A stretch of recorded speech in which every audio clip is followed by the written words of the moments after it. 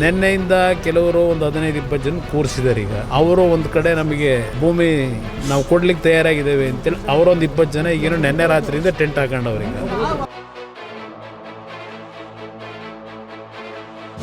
ಅವರ ಒಂದು ಅಹವಾಲಿಗೋಸ್ಕರವಾಗಿ ನಾನು ಇದಕ್ಕೆ ಇಂಟರ್ಫಿಯರ್ ಆಗಿದ್ದೀನಿ. ನಾನು ಪರವೂ ಇಲ್ಲ ವಿರೋಧವೂ ಇಲ್ಲ, ರೈತರ ಪರವಾಗಿದ್ದೀನಿ.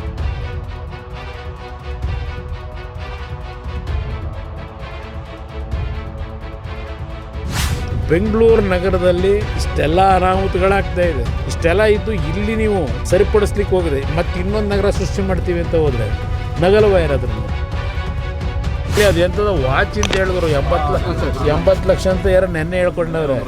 ಇದು ಸ್ವಲ್ಪ ಒಂಚೂರು ನೋಡಿ ಯಾವ ವಾಚು ಅಂತೇಳಿ, ಏನೋ 75 ಲಕ್ಷದ್ದು 80 ಲಕ್ಷದ್ದು ಅಂತ.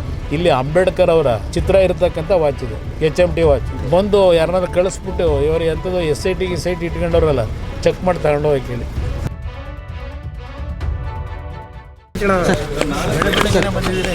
ಅದೇ ಸರ್, ಇವತ್ತು ವಿಧಾನಸೌಧ ಹೇಳಿದ್ದು ನಾಳೆ ಟೈಮ್ ಕೊಟ್ಟಿದ್ದೀವಿ.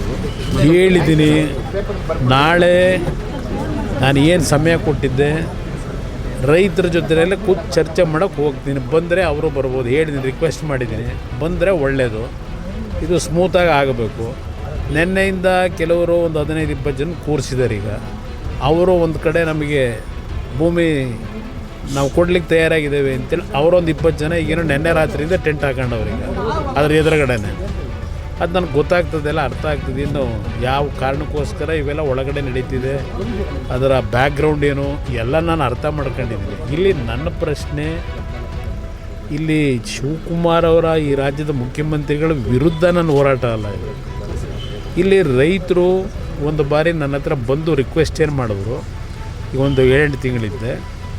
ಅದರ ಆಧಾರದ ಮೇಲೆ ರೈತರು ನಾವು ಭೂಮಿ ಕೊಡಲಿಕ್ಕೆ ತಯಾರಾಗಿಲ್ಲ ಅನ್ನೋದು ಮೆಜಾರಿಟಿ ಒಪಿನಿಯನ್ ಏನಿದೆ. ಅವರ ಹೋರಾಟ 450-470 ದಿವಸ ಆಗೋಗಿದೆ. ಅವರ ಒಂದು ಅಹವಾಲಿಗೋಸ್ಕರವಾಗಿ ನಾನು ಇದಕ್ಕೆ ಇಂಟರ್ಫಿಯರ್ ಆಗಿದ್ದೀನಿ. ನಾನು ಪರವೂ ಇಲ್ಲ ವಿರೋಧವೂ ಇಲ್ಲ, ರೈತರ ಪರವಾಗಿದ್ದೀನಿ. ರೈತರು ಕೊಡಲಿಕ್ಕೆ ತಯಾರಾಗಿಲ್ಲ ಅನ್ನೋದು ಮೆಜಾರಿಟಿ ಒಪಿನಿಯನ್. ಅದರಿಂದ ಇದರಲ್ಲಿ ಪ್ರತಿಷ್ಠೆ ಇಲ್ಲ ಅನ್ನೋದು ನಾನು ಪದೇ ಹೇಳ್ತಾ ಇದ್ದೀನಿ. ಈಗ ರೈತರೆಲ್ಲ ಒಪ್ಕೊಂಡ್ರೆ ನಂದೇನು ಅಬ್ಜೆಕ್ಷನ್ ಇಲ್ಲ, ಧಾರಾಳವಾಗಿ ಮಾಡ್ಕೊಳ್ಳಿ. ಆದರೆ ಬಲವಂತ ಮಾಡಿ ರೈತರುಗಳನ್ನು ಬೇರೆ ಬೇರೆ ರೀತಿ ನೀವು ಅವ್ರನ್ನ ಎದುರಿಸ್ತಕ್ಕಂಥದ್ದಕ್ಕೆ ಹೋದ್ರೆ ಉಪಯೋಗ ಬರೋದಿಲ್ಲ.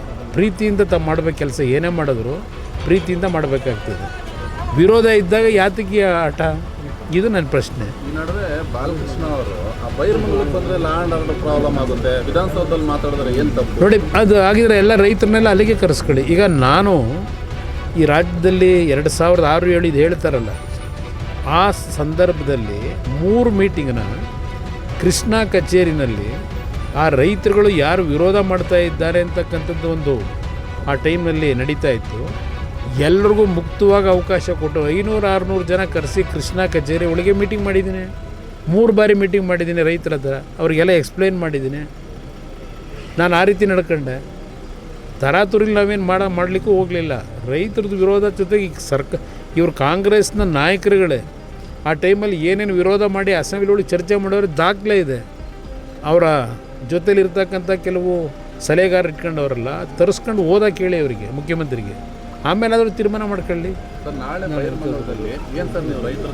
ಈಗ ನಾನು ರೈತರಿಗೆ ಬೆಂಬಲ ಕೊಡಲಿಕ್ಕೆ, ಅವರ ಹೋರಾಟಕ್ಕೆ ಅವರೇನು ನನ್ನಿಂದ ನಿರೀಕ್ಷೆ ಮಾಡ್ತಾರೆ ಹೋಗ್ತಿದ್ದೀನಿ. ಅಲ್ಲೇನಾಗಲ್ಲ, ಕೋರ್ಟ್ನಲ್ಲಿ ನ್ಯಾಯಾಲಯದ ಮುಂದೆ ಇಲ್ಲಾಗಿರತಕ್ಕಂಥ ಏನು ಒಂದು ಇವರೇ ತಂದಂಥ ಕಾನೂನು 2013ರಲ್ಲಿ ಇದೇ UPA ಸರ್ಕಾರದಲ್ಲಿ, ಆ ಕಾನೂನನ್ನು ಮೀರಿ ಇವರೇ ಈಗ ಮಾಡಲಿಕ್ಕೆ ಹೊರಟಿದ್ದಾರೆ. ಕಾನೂನು ವ್ಯಾಪ್ತಿ ಒಳಗೆ ಆ ರೈತರ ಪರವಾಗಿ ಏನು ಹೋರಾಟ ಮಾಡಬೇಕು, ಅದಕ್ಕೂ ಸಿದ್ಧತೆ ಮಾಡಬೇಕಲ್ಲ. ಇಲ್ಲಿ ಸಾಂಕೇತಿಕವಾಗಿ ಧರಣಿ ಮಾಡ್ಕೊಂಡು ಏನು ಕೂತಿದ್ದಾರೆ 470 ದಿವಸದಿಂದ, ಒಂದು ಅವರಿಗೆ ಬೆಂಬಲ ಕೊಡ್ಲಿಕ್ಕೆ ಹೋಗ್ತಿದ್ದೀನಿ ಅಷ್ಟೇ. ನಾಳೆ ಅವ್ರ ಜೊತೆ ಚರ್ಚೆ ಮಾಡ್ಕೊಂಬರ್ತೀನಿ. ನಾನು ವೆಯ್ಟ್ ಮಾಡ್ತೀನಿ, ಮಧ್ಯಾಹ್ನದವರೆಗೂ ಅಲ್ಲೇ ಇರ್ತೀನಿ. ಬಂದು ಅವ್ರು ಕೂತ್ಕೊಂಡು ಸುಗಮವಾಗಿ ಮಾಡ್ಕೊಂಡ್ರೆ ನಂದೇನು ಅಬ್ಜೆಕ್ಷನ್ ಇಲ್ಲ. ರೈತರೆಲ್ಲ ಒಪ್ಕೊಳ್ಳೋದಾದ್ರೆ ನಾಳೆ ಗಲಾಟೆ ಮಾಡೋಕೆ ಹೋಗ್ತಾ ಇದ್ದೀವಿ. ಅಲ್ಲಿ ಗಲಾಟೆ ಮಾಡ್ಸೋಕೆ ಕೊಟ್ಟಿರೋದು ಅವರಿಗೆ 144 ಸೆಕ್ಷನ್ ಹಾಕೋದಕ್ಕೆ ನನ್ನ ಅಭಿಪ್ರಾಯದಲ್ಲಿ. ಯಾಕೆಂದರೆ ನಿನ್ನೆ ಒಂದು 20 ಜನ ಕೂರಿಸ್ಕೊಂಡವ್ರೀಗ ಅಲ್ಲಿ ಇಷ್ಟೆಲ್ಲ ಬೆಳವಣಿಗೆ ಆಗಿ ಅವ್ರು ಇಲ್ಲಿವರೆಗೆ ಕೊಟ್ಟಿರ್ತಕ್ಕಂಥ ಕಾಂಪನ್ಸೇಷನ್ ಎಷ್ಟು ಜನಕ್ಕೆ ಕೊಟ್ಟವ್ರೆ? 19 ಕೋಟಿ ಕೊಟ್ಟಿದ್ದೀವಿ ಅಂತ ಹೇಳ್ತಾರೆ.